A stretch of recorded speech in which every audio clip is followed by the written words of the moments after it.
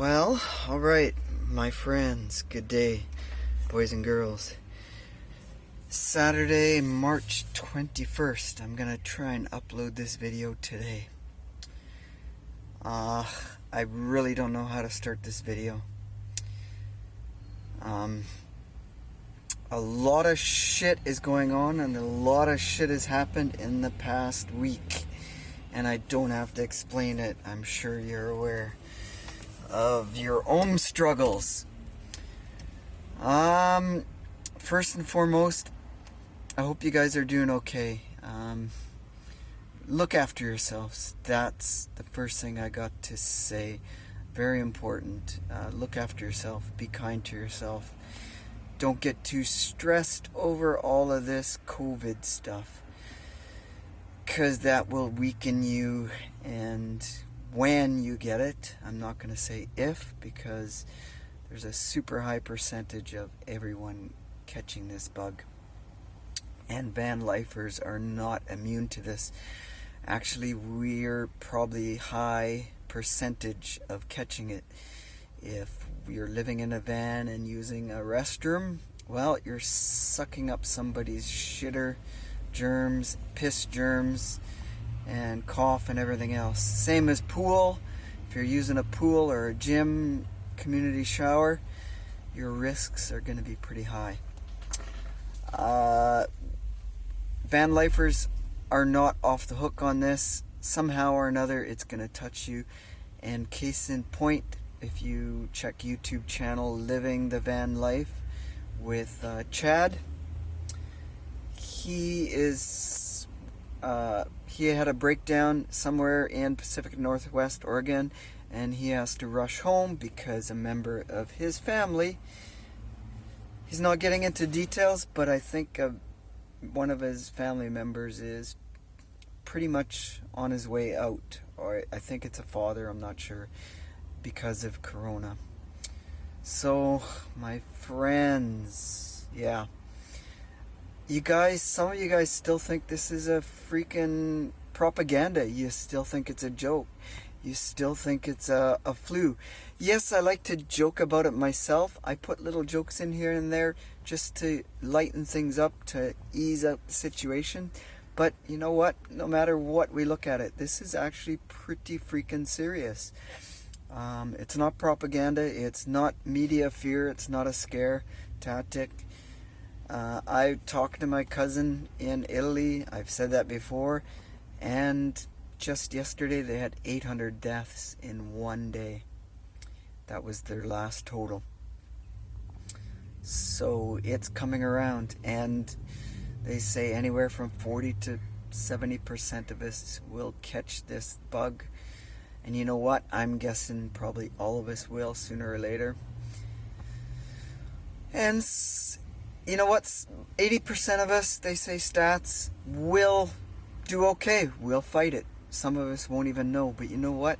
It's the other 20% that we have to worry about. And it's the ones with weakened immune system, who have cancer or diabetes or obesity. And I think this is why South Koreans made out so good. They didn't have a high death rate because they're a little more healthier. Things that fight infections are like sauerkraut, kimchi. It's spicy, it's hot, it's fermented cabbage, and it helps your immune system. I think that's their diet is a lot of what helped them survive a lot, percentages. And let's look at California. I think it was Thursday. The stats was 200 dead on 14,000 cases. That is a 8%, 8.6 or 8 point something percent, 8.4% death rate. If you take, they say probably 25 million will catch it in California. 1.2 million in the state of California is going to die. That's a quick estimate, is what? That's a lot. So, my friends, this is no joke. It's coming around. So I have been in contact with Korean girl down in Mexico. She tried to cut her vacation short and come back. However, there was absolutely no flights available. They have closed the Canadian border, is what they have done. There's no flights going out to any countries. However, they are allowing they are allowing people to come back to Canada if you're Canadian. And the only problem is there's no flights back. But so far, she has still been confirmed for her normal flight this Sunday. So I'm kind of monitoring and seeing that. When she does come back, she will be on the 14-day quarantine, that's for sure. So we'll see what the status stays with that situation. However, while she has been down there, she had received emails and notices from her work saying her employment at the place she works at has been terminated, or I guess laid off for an indefinite amount of time. So that puts her in a precarious position of no money, like a lot of others who are laid off right now. So again, we'll see what happens. It's a day-by-day thing at this point for everybody. Her and you guys and me.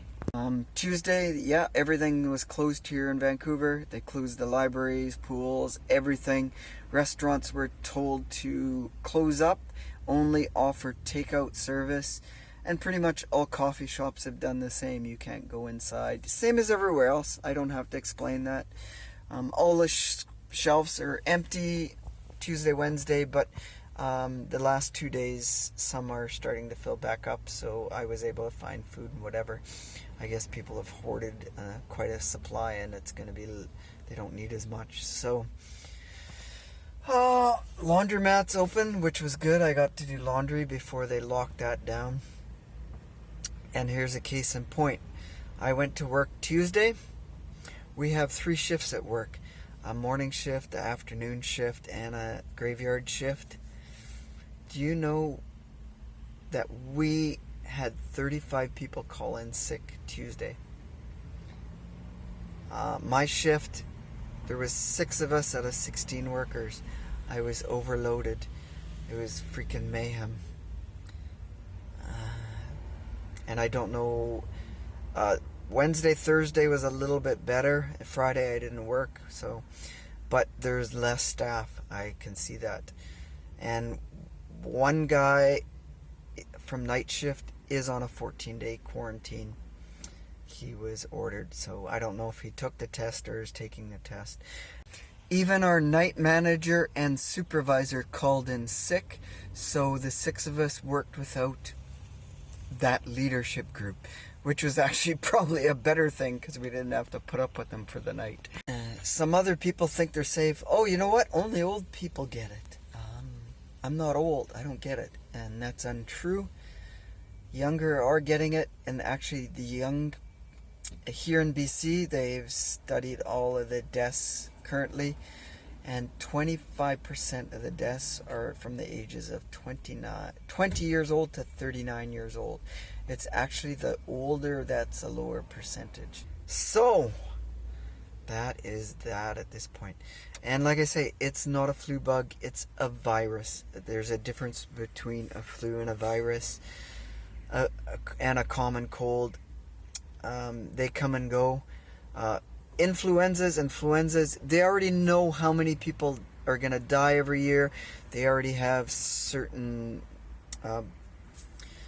things you can take to help you beat a flu or to beat a cold. But this, I'll call it void. Everybody, Corona Void 9 or whatever it's called, Void 2.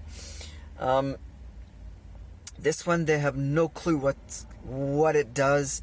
They don't know how it's going to mutate because we're going to get a second wave, more than likely. The first mutate was when it jumped from animal to human. It has to mutate to adapt to our DNA. and it will do a second mutation to evade our immunity system so it can hide. What it does is it tries to latch onto your cell, it breaks the cell wall, and then it tries to replicate with your DNA. It copies your DNA and blends in with your DNA, and then it just takes over your whole body. So in saying that, some of the best foods you can do right now is fats, like coconut oils, olive oils, any oils, butters, fats, because it forms a protective coating around your cells is what that does. That's what fats do. So it makes it difficult for a coronavirus to latch onto your DNA and replicate. Other things you can do is like hot peppers, jalapeno peppers, even green peppers. Garlic is a good one, and as I said before, sauerkrauts and kimchis and stuff like that is super good. So, my friends, yes, vitamin C is helpful. Powder form is so. You need to get the real thing. You need to get a fresh supply. And I think proteins are very important at this stage. Vegans, I don't know if they would be a little less weaker. Sure, they got proteins and veggies, but in all your meats you get a wider variety of proteins that you need to make DNA and to keep your immune system up. Anyhow, I'm gonna ramble a lot. I don't want to make this too long. How long am I? Oh, 10 minutes already. So let's end it here. I'm just gonna directly upload this tomorrow. Tomorrow I'm going to continue off, going back to 2 weeks ago when I went out drinking with my friend Wayne.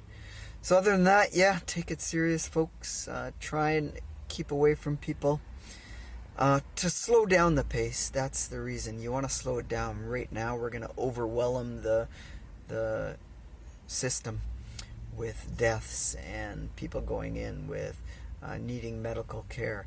And if it gets to that point, they're just going to refuse you coming in because, like I said, overwhelm. So we don't want that. If we can slow it down, that also gives them time to find a cure for this, or some antibiotic resistance to these bugs, I guess is more a thing. Anyway, I'm done enough yip-yapping, so be safe, friends. Like I say, be careful, take it serious, and I hope you well, and we'll come back in a couple of days and see what goes from there, okay? Alright, cheers. Stay awesome. You got to be more awesomer at this time, and you got to be more kinder, and until next video, tomorrow, cheers. Thanks for watching. I appreciate it. You watching my blah blah blah. Later.